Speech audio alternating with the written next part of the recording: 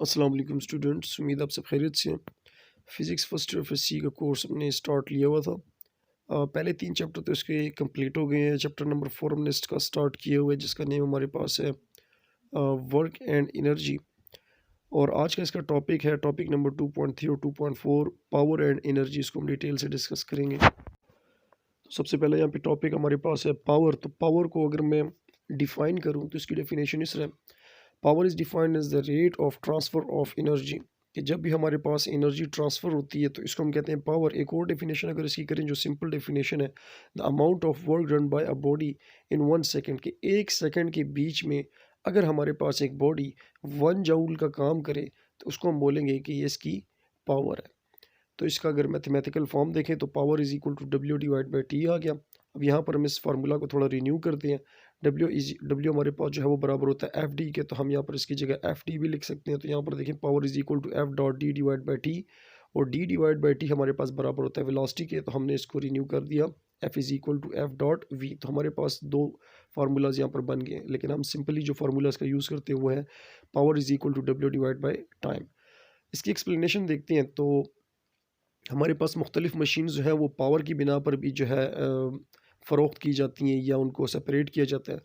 कुछ मशीन्स ऐसी होती हैं कि एक ही काम आपके पास 1 सेकंड में करके दे सकती हैं, या फॉर एग्ज़ाम्पल 1 घंटे में करके दे सकती है।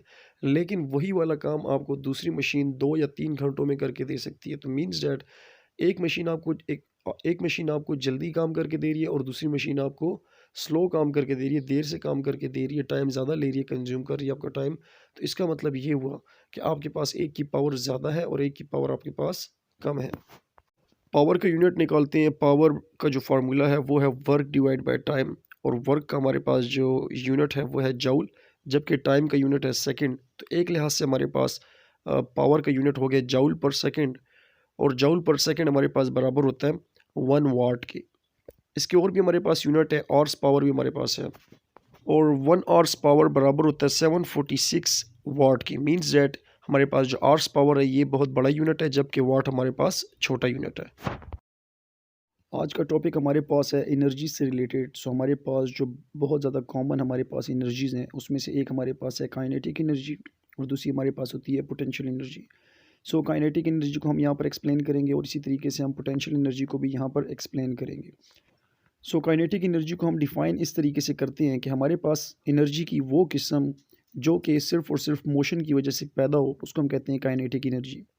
सो डेफिनेशन है, kinetic energy is the energy that objects possesses due to their motion.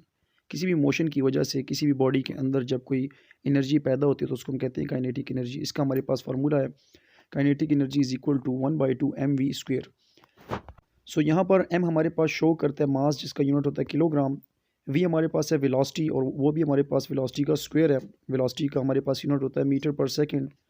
और k डॉट ई हमारे पास है काइनेटिक एनर्जी, और काइनेटिक एनर्जी का हमारे पास यूनिट होता है जाउल होता है। सो अगर हम देखते हैं कि हमारे पास काइनेटिक एनर्जी किन किन चीज़ों में शामिल होती है, या एग्जांपल्स आप सिंपल बोलें कि काइनेटिक एनर्जी की कौन कौन सी होंगी, तो सबसे पहले आप देखें, जब भी आप कोई वॉक करते हैं तो वॉकिंग के बीच में हम मोशन कर रहे हैं, सो हम यहाँ पर बोल सकते हैं कि आपकी बॉडी के अंदर काइनेटिक एनर्जी स्टोर हुई है।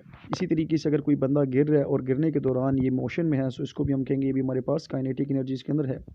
इसी तरीके से हमारे पास यहाँ पर एरोप्लेन बना हुआ है, एयर बस है, ये मूव कर रही है, सो इसके बीच में भी काइनेटिक एनर्जी होगी। यहाँ पर हमारे पास एक लड़का है और वो बॉल थ्रो कर रहा है, सो ये भी बॉल इसमें जो ये मोशन में है, सो हम यहाँ पर बोलेंगे कि ये भी हमारे पास काइनेटिक एनर्जी इसके अंदर है। मीन्स डैट जितनी भी चीज़ें हैं हमारे पास अगर मोशन में है, सो उसमें काइनेटिक एनर्जी होगी। सेकेंड टाइप हमारे पास एनर्जी की है पोटेंशियल एनर्जी। सो पोटेंशियल हमारे पास नेम जो निकला है वो निकला ही पोजीशन से है। सो आप यहाँ पर बोल सकते हैं ऐसी एनर्जी जो पोजीशन के चेंज होने की वजह से आती है, उसको हम कहते हैं potential energy. So potential energy का हमारे पास फार्मूला है, potential energy is equal to mgh। M हमारे पास बॉडी का मास होता है, स्मॉल जी हमारे पास ग्रेविटेशनल एक्सेलरेशन है, जिसकी वैल्यू हमारे पास सरफेस ऑफ अर्थ पर होती है 9.8 मीटर पर सेकंड स्क्वायर, और एच आपके पास हाइट है कि जितनी हाइट आपके पास वेरी कर सकती है, सही है। सो ओवरऑल हमारे पास पोटेंशियल एनर्जी का फार्मूला ये है, और पोटेंशियल एनर्जी का हमारे पास सेम यूनिट है जाउल होगा। सो अगर हम देखते हैं कि पोटेंशियल एनर्जी हमारे पास कहाँ कहाँ पर होती है, या एग्जांपल्स आप देखें, तो जब भी हम कोई चीज़ नीचे से ऊपर की तरफ उठाते हैं, सो जितनी हमारे पास कोई चीज़ ज़मीन की सरफेस के नज़दीक होगी, सो हम कह सकते हैं कि उसकी पोटेंशियल एनर्जी हमारे पास कम है। आप जितना उसको उसकी ओरिजिनल पोजीशन से ऊपर की तरफ लेके जाएंगे, सो उसकी पोटेंशियल एनर्जी इंक्रीज़ होती जाएगी। सो हमारे पास जितनी भी चीज़ें हम उठाते हैं, उसकी उसके अंदर भी हमारे पास पोटेंशियल एनर्जी होगी। इसी तरीके से आप कोई किसी भी स्प्रिंग को खींचते हैं, सो उसके बीच में जो एनर्जी आती है उसको हम कहते हैं इलास्टिक पोटेंशियल एनर्जी। इसी तरीके से आप एरो चलाते हैं, उसके बीच में भी आपके पास होती है इलास्टिक पोटेंशियल एनर्जी। सो यहाँ पर आप इस डायग्राम को देखें, तो यहाँ पर हमारे पास एक कार है, वो ऊंचाई की तरफ जा रही है। तो जैसे वो ऊंचाई की तरफ सफ़र स्टार्ट करेगी, सो उस टाइम पर वो अपनी एनर्जी गेन करना स्टार्ट कर देगी, और यहाँ पर जो एनर्जी होगी इसके अंदर पोटेंशियल एनर्जी आना स्टार्ट हो गई है। और जैसे हमारे पास हाईएस्ट पॉइंट पर पहुँचेगी, तो इसके अंदर जो पोटेंशियल एनर्जी होगी हमारे पास मैक्सिमम होगी, और जब ऊंचाई से नीचे आएगी तो इसकी पोटेंशियल एनर्जी डिक्रीज़ होती जाएगी।